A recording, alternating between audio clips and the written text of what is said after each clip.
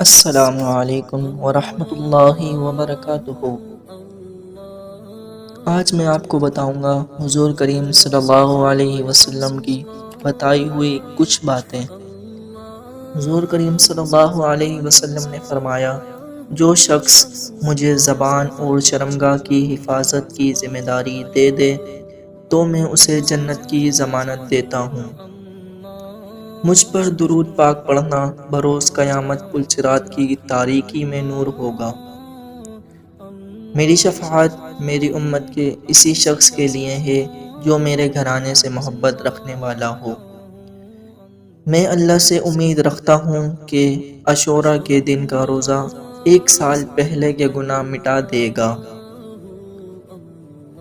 جس نے حسن اور حسین سے محبت کی اس نے مجھ سے محبت کی، اور جس نے ان سے دشمنی رکھی اس نے مجھ سے دشمنی رکھی۔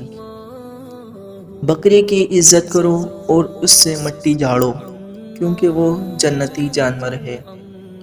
جو شخص اللہ کی رضا کی خاطر مسجد بناتا ہے تو اللہ اس کے لیے جنت میں گھر بناتا ہے۔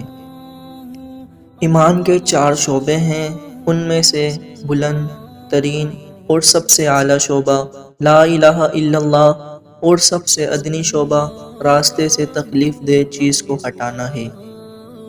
آدمی کی بہترین خوراک وہ ہے جو وہ اپنی محنت سے کما کر کھائے۔